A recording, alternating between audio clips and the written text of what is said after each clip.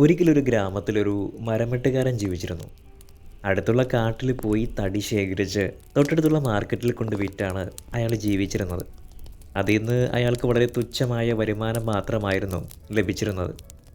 അങ്ങനെ ഒരു ദിവസം വിറക് ശേഖരിക്കാനായിട്ട് മരം വെട്ടിക്കൊണ്ടിരിക്കെ കാടിൻ്റെ ഉള്ളിൽ ഒരു സന്യാസി ഇരിക്കുന്നത് അയാളുടെ കണ്ണിൽ പെടുന്നു. സന്യാസി കണ്ണുകളൊക്കെ അടച്ചിരിക്കുന്നത് കാണുന്ന അയാൾ ഉടനെ തന്നെ തൻ്റെ പണിയൊക്കെ നിർത്തി സന്യാസി ഇരിക്കുന്നതിൻ്റെ തൊട്ട് മുന്നിൽ തന്നെ ചെന്നിരുന്നു. കുറച്ചു കഴിഞ്ഞപ്പോൾ സന്യാസി കണ്ണുകൾ തുറക്കുന്നത് കാണുന്ന അയാൾ ഉടനെ തന്നെ സന്യാസിയോട് ചോദിച്ചു, "ഓ സന്യാസി, ഞാനൊരു പാവപ്പെട്ടവനാണേ. എൻ്റെ ഈ കഷ്ടപ്പാടുകളൊക്കെ മാറാൻ ഒരു മാർഗം പറഞ്ഞു തരണേ." അപ്പോൾ സന്യാസി അയാൾക്ക് നൽകിയ മറുപടി എന്നത് മുന്നോട്ട് നടക്കൂ എന്നാണ്. അയാൾ ആ സന്യാസിയുടെ വാക്കുകളെ വിശ്വസിച്ചുകൊണ്ട് മുന്നോട്ട് നടക്കാൻ തുടങ്ങി. അല്പസമയം മുന്നോട്ട് നടന്നു കഴിഞ്ഞപ്പോൾ അയാൾ ഒരു ചന്ദനക്കാട്ടിൽ എത്തിച്ചേർന്നു. ഇത് കണ്ട് അയാൾക്ക് ഭയങ്കര സന്തോഷമായി. അങ്ങനെ അയാൾ പിറ്റേ ദിവസം തൊട്ട് മാർക്കറ്റിൽ ചന്ദനത്തടി കൊണ്ടുവിറ്റ് വലിയ ധനികനായിട്ട് മാറി. അങ്ങനെ ഒരു ദിവസം അയാൾ ഇങ്ങനെ സന്തുഷ്ടമായിട്ട് ജീവിതം മുന്നോട്ട് കൊണ്ടുപോകുന്നതിനിടയിൽ ഒരു കാര്യം ചിന്തിച്ചു. ആ സന്യാസി എന്നോട് പറഞ്ഞത് പ്രകാരം ഞാൻ മുന്നോട്ട് നടന്നപ്പോൾ എനിക്ക് ചന്ദനക്കാട് കണ്ടെത്താൻ പറ്റി. അപ്പോൾ ഞാനൊരു പ്രാവശ്യം കൂടി അദ്ദേഹത്തിൻ്റെ അടുക്കൽ ചെന്നിട്ട് ഒരു പക്ഷേ എനിക്കിതിലും നല്ല നിലയിലെത്താനുള്ള ഒരു വഴി പറഞ്ഞു തരാൻ ആ സന്യാസിക്ക് കഴിഞ്ഞേക്കും. അങ്ങനെ അയാൾ വീണ്ടും സന്യാസിയെ കാണാനായിട്ട് കാട്ടിലേക്ക് തിരിച്ചു. അയാൾ സന്യാസിയുടെ അടുക്കലെത്തിയപ്പോഴേക്കും സന്യാസി ധ്യാനത്തിലായിരുന്നു.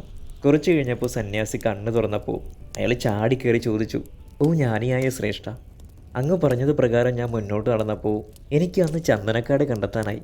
ദയവായി എനിക്ക് ഇനിയും മാർഗനിർദ്ദേശം നൽകിയാലും." ഉടനെ തന്നെ സന്യാസിയുടെ മറുപടി മുന്നോട്ട് നടക്കൂ എന്നായിരുന്നു. സന്യാസിയുടെ മറുപടി കേട്ട ഉടനെ തന്നെ അയാൾ മുന്നോട്ട് നടക്കാൻ തുടങ്ങി. കുറച്ച് മുന്നോട്ട് നടന്നപ്പോഴേക്കും അയാൾ ഒരു സ്വർണ്ണഖനിയുടെ മുന്നിലെത്തി. അങ്ങനെ ആ സ്വർണ്ണമെല്ലാം ശേഖരിച്ച് അയാൾ വീണ്ടും വലിയൊരു സമ്പന്നനായി മാറി. ചന്ദന മുതലാളിയുടെ കൂടെ സ്വർണ്ണ വ്യാപാരി കൂടെയായി മാറിയതോടെ സമ്പത്തിൽ മുങ്ങിക്കുളിച്ച അവസ്ഥയിലായി അയാൾ.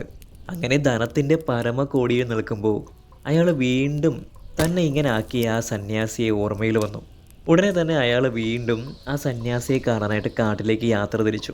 അയാൾ സന്യാസിയുടെ അരികിലെത്തിയപ്പോഴേക്കും ആ സന്യാസി അഗാധമായ ധ്യാനത്തിലായിരുന്നു.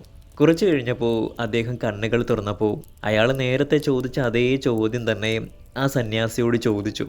അപ്പോഴും സന്യാസിയുടെ മറുപടി മുന്നോട്ട് നടക്കൂ എന്നായിരുന്നു. സന്യാസിയുടെ വാക്കുകൾ ചെവിക്കൊണ്ടുകൊണ്ട് അയാൾ മുന്നോട്ട് നടക്കാൻ തുടങ്ങി. അങ്ങനെ അയാൾ വജ്രവും ഡയമണ്ടും മരതകവും കണ്ടെത്തി. അങ്ങനെ അയാൾ വീണ്ടും കാശിൽ കിടന്നുറങ്ങുന്ന വിധമുള്ള കോടീശ്വരനായി മാറി.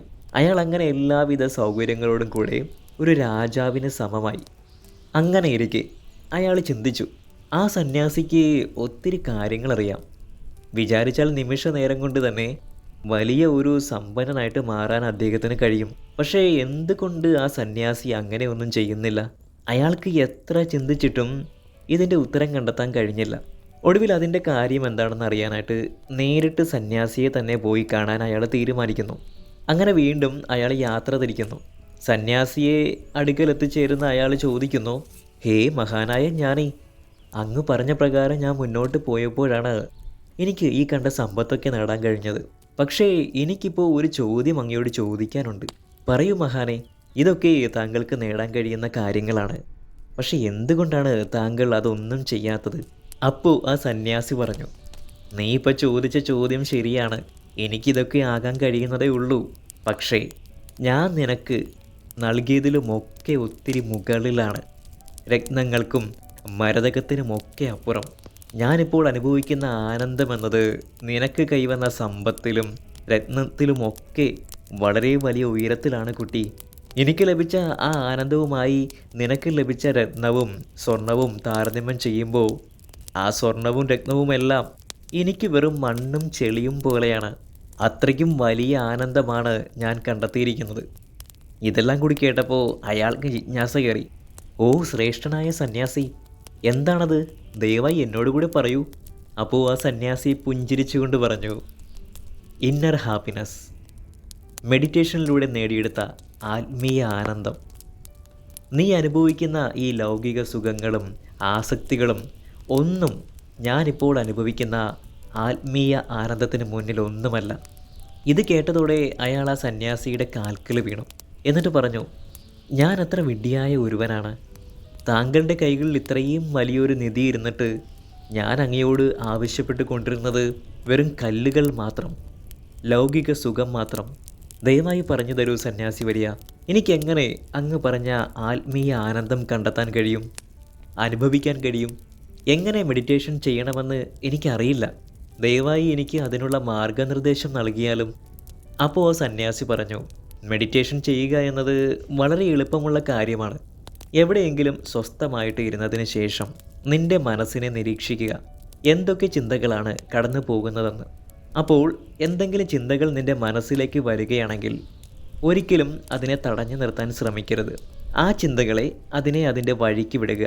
അങ്ങനെ നിന്റെ ചിന്തകൾ കെട്ട് അടങ്ങുന്നത് വരെ, അതായത് പൂർണ്ണമായും ചിന്തകൾ ഇല്ലാതാകുന്നത് വരെ നീ നിന്റെ ചിന്തകളെ നിരീക്ഷിച്ചു കൊണ്ടിരിക്കുക. അങ്ങനെ നിന്റെ ഉള്ളിൽ ചിന്തകളൊന്നുമില്ലാതെ വരുന്ന ഒരു നിലയിലെത്തും. ആ അവസ്ഥയാണ് മെഡിറ്റേഷൻ എന്ന് പറയുന്നത്. ആ ഒരു അവസ്ഥയിൽ നീ ഒരു ഭൗതിക സുഖത്തിനും, അതായത് ഈ ലോകത്തിൻ്റെ ഒരു ആസക്തിയിലും കീഴ്പ്പെടാത്ത നിലയിലായിരിക്കും. അതായത് ഒരു സീറോ സ്റ്റേജിലായിരിക്കും. വിശദമാക്കിയാൽ പോസിറ്റീവും നെഗറ്റീവും ഇല്ലാത്ത അവസ്ഥ, തികച്ചും ആത്മീയ ആനന്ദത്തിൻ്റെ നിറകിൽ.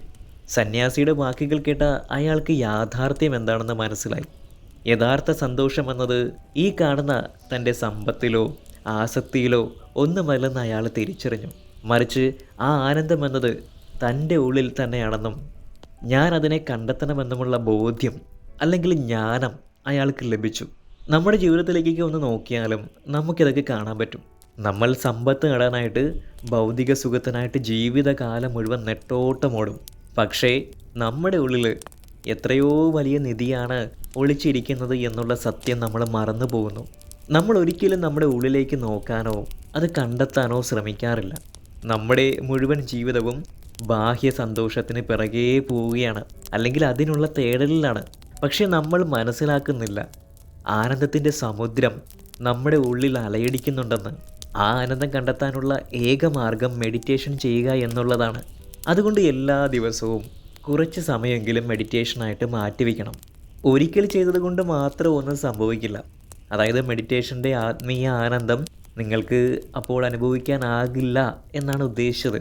ഇതിനു വേണ്ടി ദിവസം കുറച്ച് സമയമെങ്കിലും മെഡിറ്റേഷൻ അഭ്യസിക്കേണ്ടതായിട്ടുണ്ട്. അങ്ങനെ ദിവസങ്ങൾ കഴിയുന്തോറും ഒരിക്കൽ നിങ്ങൾ മെഡിറ്റേഷൻ ചെയ്യാൻ ശ്രമിക്കുമ്പോൾ നിങ്ങൾ അറിയാതെ തന്നെ നിങ്ങൾ ധ്യാനാവസ്ഥയിലേക്ക് പോകുകയും യഥാർത്ഥ ആത്മീയ ആനന്ദം നിങ്ങൾക്ക് അനുഭവിക്കാൻ കഴിയുക തന്നെ ചെയ്യും. ബിക്കോസ് സ്പോണ്ടേനിയസ്ലി, അതായത് സ്വതവേ തന്നെ നിങ്ങൾ മെഡിറ്റേഷൻ അവസ്ഥയിലേക്ക് പോകും. ഇതിന് നിങ്ങൾ ഒന്ന് മാത്രം ചെയ്താൽ മതി, ക്ഷമയോടെ കാത്തിരിക്കുക. ഉദ്ദേശിച്ചത് ഒരിക്കൽ ചെയ്തു, ഒരു തവണ ചെയ്തു, ഒരാഴ്ച ചെയ്തു, എന്നിട്ടും എനിക്ക് മെഡിറ്റേഷൻ്റെ ആത്മീയ ആനന്ദം അനുഭവിക്കാൻ കഴിഞ്ഞില്ല എന്ന് പറഞ്ഞ് ഇട്ടേച്ചു പോകരുത് എന്നാണ്. നിരന്തരം നിങ്ങൾ മെഡിറ്റേഷൻ അഭ്യസിക്കുമ്പോൾ ഒരു ദിവസം ആ ആത്മീയ ആനന്ദം, അതായത് മെഡിറ്റേഷനിൽ നിന്ന് ലഭിക്കേണ്ട റിസൾട്ട് നിങ്ങൾക്ക് തീർച്ചയായിട്ടും ലഭിച്ചിരിക്കും.